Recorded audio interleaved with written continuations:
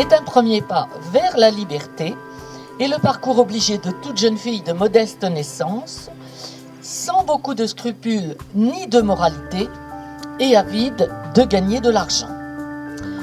Comment se présente Saumur dans la seconde moitié du XIXe siècle ?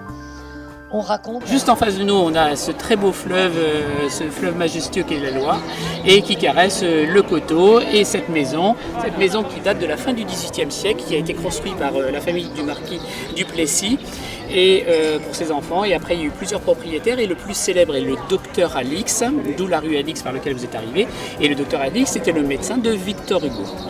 Et donc, à l'âge de 50 ans, il vient s'installer de la ville de Saumur et pour exercer sa profession de médecin. Et il va inviter à 2 reprises Victor Hugo qui va venir ici, et notamment qui va offrir les azuleros portugais qui se trouvent sur la façade, et notamment des boiseries qui se trouvent dans le salon dit de Victor Hugo, parce que Victor Hugo adorait passer de longues heures à regarder le fleuve et à écrire. C'est pour ça que, très modestement, on lui a donné ce nom de Victor Hugo. Autrement, c'est une maison qu'on restaure et on y fait une activité de chambre d'hôte.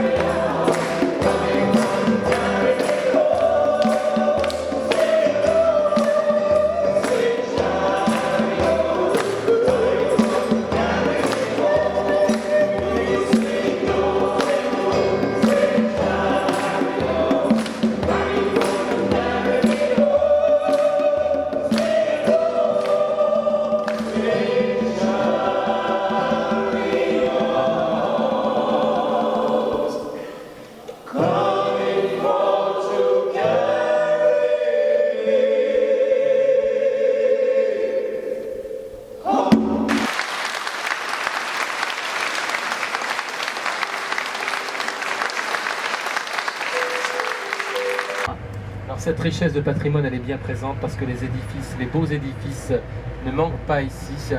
Et c'est évidemment dans ces lieux chargés d'histoire que j'ai décidé de planter un décor et imaginer les personnages autour de ces décors, qui sont des décors bien réels, et on va les voir ensemble.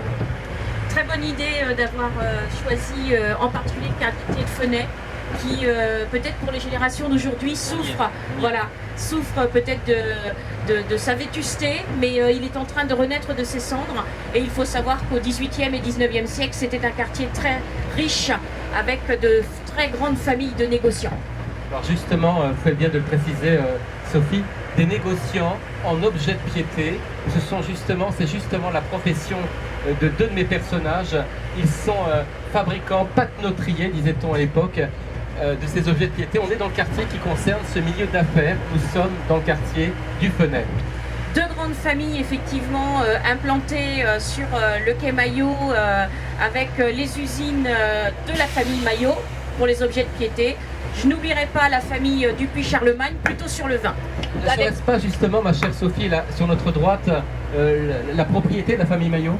Le très bel hôtel de Castellane a été construit par les Maillot, à l'empire effectivement du Chapelet, mais très vite racheté justement par la seconde famille qui était négociant au vin, par les Dupuis-Charlemagne comme cadeau de mariage. Et justement, cette famille qui campe ce roman, le roman qui s'appelle Le fleuve des blessures, cette famille occupe l'hôtel Charlemagne. C'est là où ils vivent, et c'est là surtout où il vit une jeune femme qui est l'héroïne de ce livre. Elle s'appelle Valentine, et son histoire commence en bord de Loire, et cette Loire, elle est sur notre côté, mesdames et messieurs, et la Loire est un personnage du roman. Le fleuve des blessures, c'est pas pour rien. Saumur est une ville ligérienne et elle se construit depuis ses origines, depuis le Moyen-Âge, autour du fleuve. Et le fleuve, c'est vraiment le poumon économique de la cité. Tant que la batellerie de Loire est là, le chemin de fer, effectivement, va donner un coup d'arrêt à ce commerce fluvial. Sur la gauche, effectivement, arrive bientôt pour le public le très bel hôtel, effectivement, où vous avez situé votre héroïne, l'hôtel Dupuis-Charlemagne. C'est un hôtel cossu, monumental, qui imite les palais italiens. Alors le voici, il est sur notre gauche, mesdames et messieurs. Le numéro 30, hôtel Dupuis-Charlemagne. C'est là où vit Valentine. Sur notre gauche, le théâtre de Saumur où il y aura plusieurs scènes cruciales du livre avec mes personnages. Et juste sur notre droite, le pont César que les personnages du livre vont emprunter pour aller mener une enquête. Alors, théâtre et pont César fonctionnent ensemble. Le pont César, c'est ce qu'on en appelle pour nous la grande percée. Et la grande percée de Saumur, elle fait pas moins de 8 km. Dès le XVIIIe siècle, il y a un premier théâtre qui est financé par le principe de la tontine. Et au XIXe siècle, le maire de l'époque, Louis Louvet, va commanditer à son architecte, voyez, son architecte de la ville, Joly-le-Terme, Charles Joly-le-Terme. Il va effectivement construire ce théâtre monumental façon effectivement gréco-romain. Alors la voici, cette Loire, Sophie, cette Loire qui inspire Valentine, le personnage de ce roman, comme une force, une puissance et un danger. Et dans l'inconscient de Valentine, il y a une admiration pour cette Loire, et aussi une crainte. Parce que 20 ans plus tôt, le père de Valentine est emporté par cette Loire, mais dans des conditions très étranges. Et elle va mener ce chemin à pied, elle ne se promène pas. Ils vont se rendre sur le quai des Marronniers pour enquêter sur cette disparition. Alors, on va pouvoir emprunter le quai du Marronnier et j'espère que le public sera fasciné effectivement par le fleuve, mais il faut surtout profiter de ce que l'on appelle, nous, le front de Loire, puisque Saumur est une ville qui doit impérativement se découvrir par le fleuve. Le flux de visiteurs et le flux de pèlerins arrivent par bateau. Et la ville, lorsqu'elle construit, elle se dote de ces beaux hôtels particuliers sur le front de Loire. C'est vraiment avec l'idée de créer un fond de Seine qui se découvre depuis le fleuve. Alors sur le quartier au phare Milochaud ou entre les ponts, ils sont vraiment au phare, donc c'est le côté effectivement que nous empruntons avec le petit train en direction piscine camping pour les installations contemporaines. De l'autre côté, Milochaud. Pour la plupart, au phare Milochaud, de vastes prairies. Mais par contre, nous allons tout de suite la tourner sur la droite dans la rue Valdec-Rousseau, qui était l'axe de traversée médiévale de la cité. Et ce que l'on peut appeler communément entre les ponts, est l'endroit où on peut trouver des traces de vieilles maisons commerçantes, la fameuse maison Reine de Sicile aussi du XIVe siècle. Donc voilà. Alors, femme de chambre, petits travaux de couture, les Saumuroises s'adonnant effectivement à la prostitution. Donc les grisettes de Saumur, effectivement, c'est ainsi qu'on les appelait. Et indépendamment d'une activité qu'on pourrait trouver dans n'importe quelle autre ville, n'oublions pas que l'installation de l'école de cavalerie dès effectivement la fin du XVIIIe siècle, avec je ne vais pas dire un va-et-vient incessant, mais presque de jeunes officiers qui viennent se former. Ce sont des élèves qui viennent se former auprès des professeurs, avec donc sûrement l'opportunité pour les grisettes de Saumur d'aller flirter face à ces beaux messieurs en uniforme. Elles étaient parfois même blanchisseuses, et ce qui leur permettait d'accéder, il faut bien le dire, à l'école de cavalerie et à l'occasion également d'arrondir les fins de mois comme elles le pouvaient.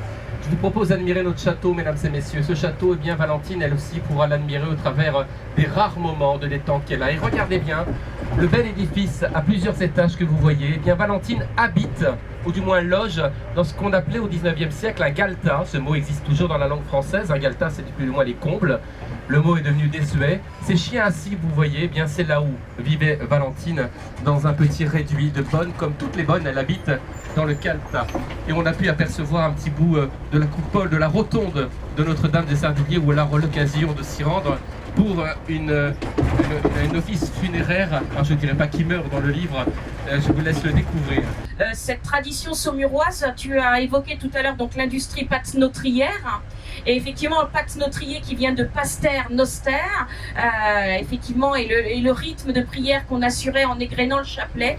Mais pâte-notrier, c'est typiquement saumurois. On ne trouve pas cette expression ailleurs. Les pâte-notriers de l'époque étaient certainement de pieux chrétiens, on peut l'imaginer, ça me paraît même logique. En revanche, ils faisaient des objets de piété musulmans. Ils ne faisaient pas que des objets de piété en rapport avec la religion catholique. La proximité de la Loire, encore une fois, c'est, je l'ai dit, le poumon économique, mais le poumon économique, ça veut dire l'exportation. Alors, vous exportez vers Paris, en passant par Orléans, ou vous exportez vers Nantes, vers l'océan, vers la mer, et à ce moment-là, les routes commerciales sont ouvertes vers, effectivement, l'étranger. Du coup, on fabrique des objets de piété, effectivement interreligion, on va dire, et puis on va se diriger aussi, quand on aura un petit peu de perte là de cette ferveur religieuse, vers des objets plus laïques.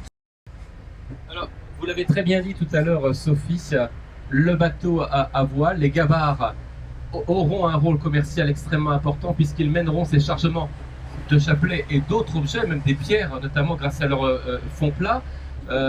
Et puis ensuite, ils seront, ces bateaux à voile, supplantés par les bateaux à vapeur, dont l'activité économique sera totalement écrasée par les bateaux, par les trains, pardon. Le train va vraiment anéantir toute cette économie-là.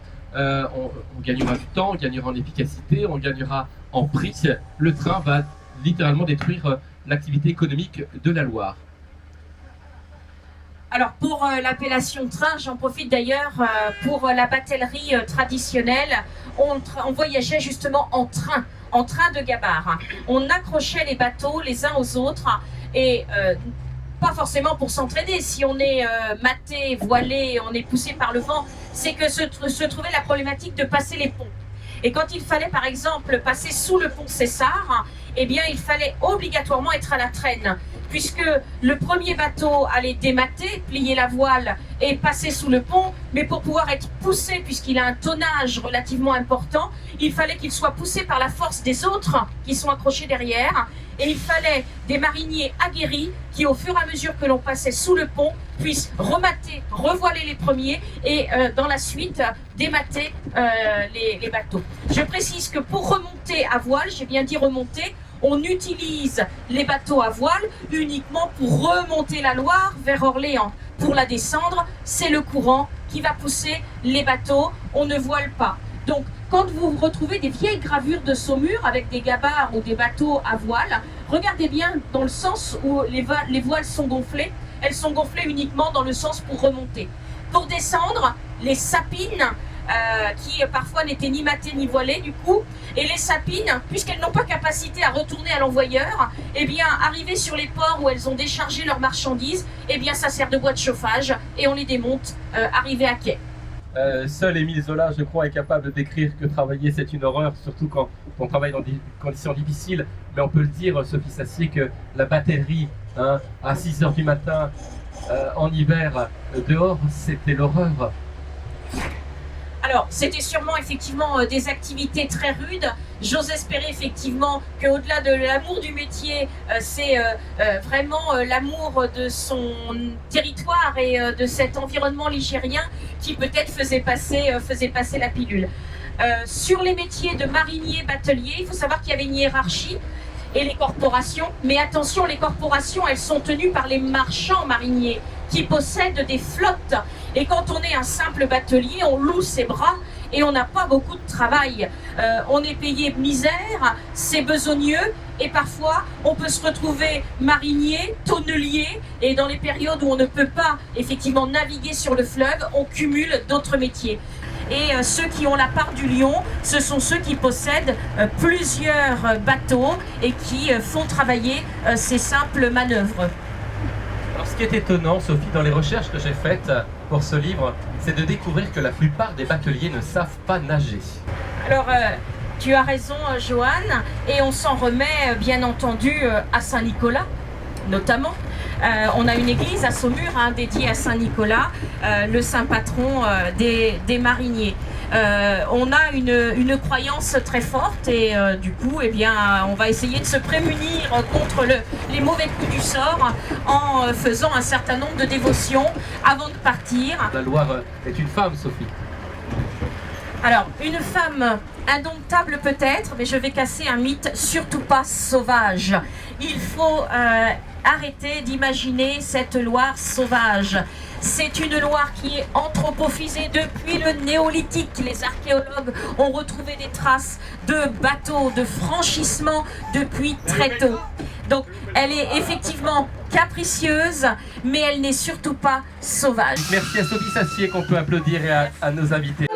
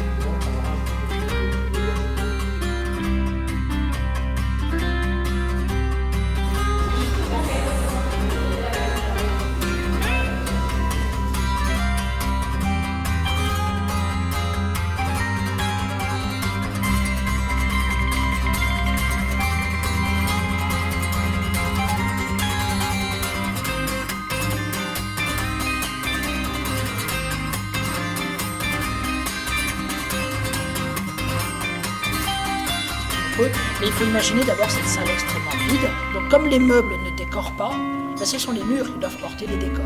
Voilà. Et les gens arrivent généralement avec leurs propres affaires.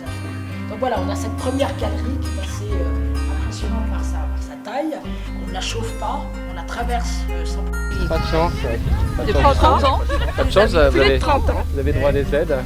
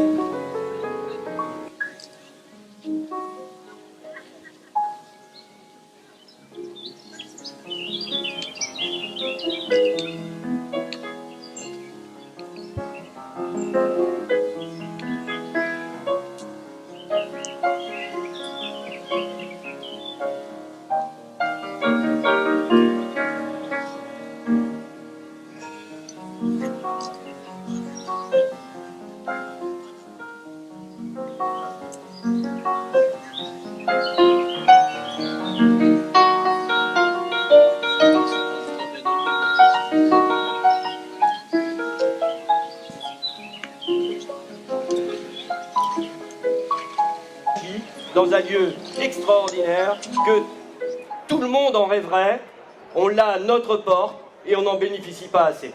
Donc voilà ce que je voulais vous dire en quelques mots. Et si vous avez un peu d'énergie ce soir, eh bien applaudissez tous les talents de Saumur et particulièrement celui de Johan. Merci. Et cette maison est ouverte autant de fois que vous.